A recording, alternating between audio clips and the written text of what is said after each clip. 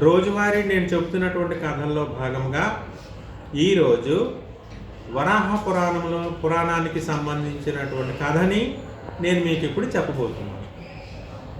ఈ వరాహ పురాణంలో ఉండేటువంటి కథ ఏమిటి అంటే, చెడ్డవారి ఇళ్లలో మనము భోజనం అనేటువంటిది చేసినట్లయితే మనలో ఉన్నటువంటి మంచి గుణాలు పోయి చెడు గుణాలు అబ్బుతాయి. అదే సజ్జనుల ఇళ్లలో కానీ మనము ఏమైనా భోజనం అవన్నీ చేసినట్లయితే మనలో ఉన్నటువంటి చెడు గుణము పోయి మంచి గుణం అనేటువంటిది అబ్బుతుంది అని చెప్పే నీతితో కూడుకున్నటువంటి కథ ఈరోజు. దానికి సంబంధించినటువంటి కథ చెప్పే ముందు పద్యం అనేది నేను చదివి వినిపిస్తాను. నీచ మైత్రి వల్ల నీచ బుద్ధులే గల్గు, మంచి బుద్ధినిచ్చు మంచి మైత్రి. సరమయన్న కుక్క చరితంబుగన్ని, మైత్రి తెలిసి చేయవలయు తెలివి గలిగి. అంటే నీచులతో మైత్రి అంటే స్నేహము చేయడం వలన నీచమైనటువంటి గుణాలే అబ్బుతాయి. అలాగే సజ్జనులతో మైత్రి స్నేహము చేయడం వలన మంచి లక్షణాలే అలవడుతాయి. దేవతల వద్ద ఉండేటువంటి, దేవతలకు రాజు అయినటువంటి ఇంద్రుడి వద్ద ఉండేటువంటి కుక్క పేరు శర్మ. ఈ శర్మ అనేటువంటి కుక్క బుద్ధి వల్ల తిన్నటువంటి దెబ్బలు అనేటువంటి ఏ రకముగా దెబ్బలు తిన్నది అనేటువంటి విషయాన్ని మీరు గ్రహించాలి అని పద్యము తాలూకా భావం. దానికి సంబంధించి కథని నేను మీకు చెప్తాను. దేవతలందరికీ కూడాను స్వర్గాధిపతి ఎవరు అంటే ఇంద్రుడు. ఇంద్రుడికి అన్నమాట, ఇంద్రుడి వద్ద ఒక కుక్క అనేటువంటిది ఉంటూ ఉండేది. ఎంతో ప్రేమతో, ఎంతో అధికారముతో ఆ శర్మ అనేటువంటి కుక్కని పెంచుతూ ఉన్నాడు ఇంద్రుడు. ఆ కుక్కని అన్నమాట దేవతలతో సమానమైనటువంటి స్థాయినిస్తూ దాన్ని పెంచుతూ ఉన్నాడట. దేవతలకి అంటే అప్పుడు ఇంద్రుడు అనుకున్నాడు, రాక్షసులకి దేవతలకి అప్పటి కాలంలో యుద్ధాలు ఎక్కువగా జరుగుతూ ఉండేది. ఆ యుద్ధాలు జరుగుతున్నటువంటి క్రమంలో దేవతలు అనేటువంటి వాళ్ళు రాక్షసుల చేతిలో ఎక్కువగా అపజయము పొందడం అనేటువంటిది జరుగుతూ ఉన్నదట. ఆ క్రమంలో దేవతలకి అధిక బలము కావాలి అనేటువంటి భావనతో ఇంద్రుడు దేవతల గురువైనటువంటి బృహస్పతిని సంప్రదించాడట. దేవతలు రాక్షసుల చేతిలో ఎక్కువగా పరాజయం పొందుతున్నారు కాబట్టి దేవతలకి అధిక బలం అనేటువంటిది కావాలి. అధిక బలము కావాలి అంటే ఏం చేయాలి అని దేవతల గురువైనటువంటి బృహస్పతిని కోరుతాడు. అప్పుడు బృహస్పతి చెప్తాడు, గోమేధ యజ్ఞాన్ని చేపట్టాలి అని చెప్పాడు. గోమేధ యజ్ఞం. నేను ఇప్పుడు మీకు చెబుతున్నటువంటి కథే గోమేధ యజ్ఞం. సర్వసాధారణంగా రాజులు ఏం చేసేవారంటే అశ్వమేధ యాగం చేస్తూ ఉండేవారు. అశ్వమేధ యాగము అంటే ఒక గుర్రాన్ని తీసుకుని ఆ గుర్రాన్ని పూజ చేసి యజ్ఞము చేసి గుర్రాన్ని విడిచిపెడతారు. ఆ గుర్రం అన్నమాట ఎంత దూరమైతే వెళ్ళి తిరిగి అన్నమాట వస్తుందో ఆ భూభాగం మొత్తం కూడా రాజుకే చెందుతుంది. అది అశ్వమేధ యాగంలో ఉండేటువంటి ప్రసిద్ధి. అలాగే గోమేధ యజ్ఞము చేస్తే దేవతలకి అధిక బలము పెరుగుతుంది అని చెప్పాడు దేవతల గురువైనటువంటి బృహస్పతి. వెంటనే ఇంద్రుడు ఆ గోమేధ యజ్ఞాన్ని తలపెడతాడు.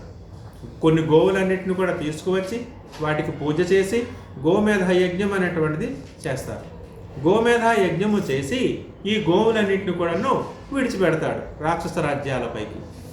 విడిచిపెట్టేటప్పుడు వాటికి మరి సంరక్షణ కావాలి కదా, కాబట్టి ఇంద్రుడి వద్ద ఉన్నటువంటి శర్మ అనేటువంటి కుక్కని వాటికి తోడుగా పంపిస్తాడు. శర్మ ముందు నడుస్తూ ఉంటే వెనకాల గోవులు అనుసరిస్తూ వెళ్తూ ఉంటాయి.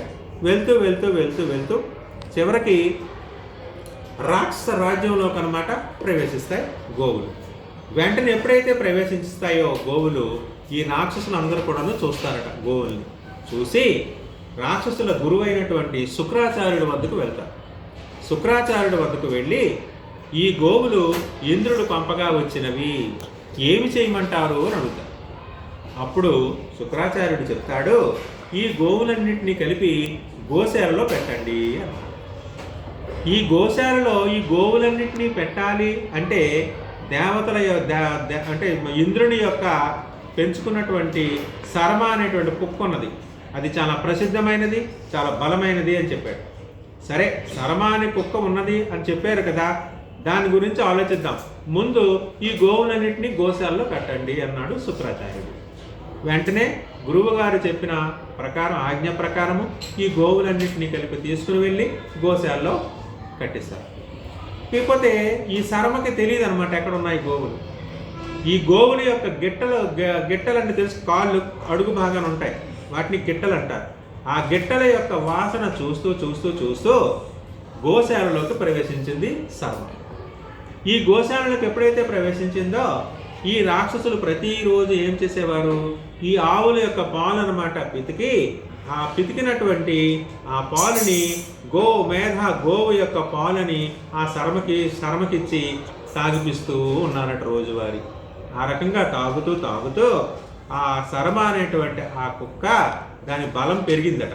ఎప్పుడైతే దాని బలం పెరిగిందో రాక్షసుల మైత్రిగా ఏర్పడిపోయింది. రాక్షసులు చెప్పిన మాటే వినడము మొదలుపెట్టింది. అప్పుడు రాక్షసులందరూ కలిపి శర్మ చెవిలో చెప్తారు, ఏమని, దేవేంద్రుడి వద్దకు వెళ్ళి దేవేంద్రుడికి చెప్పు, ఏమని, గోవులు కనిపించడం లేదు అని చెప్పు అన్నారు ఆ రాక్షసులు.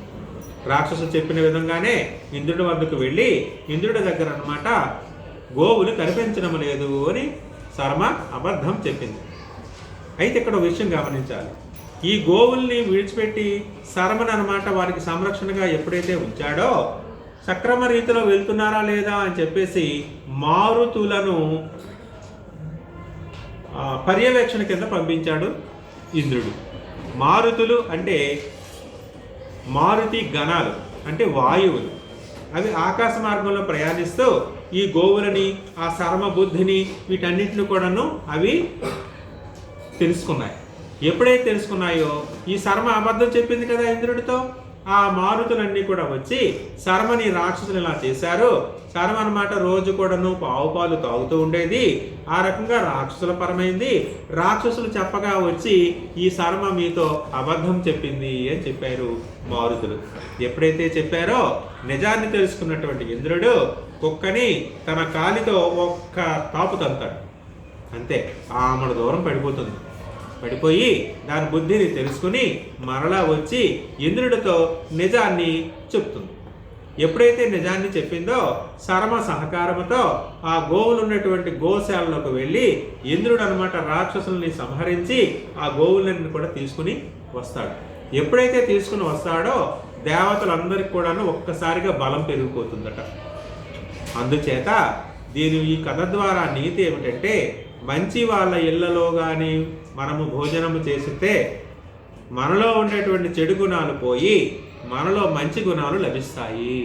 చెడ్డవారి ఇళ్లలో భోజనము చేసినట్లుగైతే మనలో ఉన్నటువంటి మంచి గుణాలు పోయి చెడు గుణాలు అనేటువంటివి చేరుతాయి అన్నటువంటి నీతిని మీరందరూ కూడా తెలుసుకోవాలి. ధన్యవాదాలు.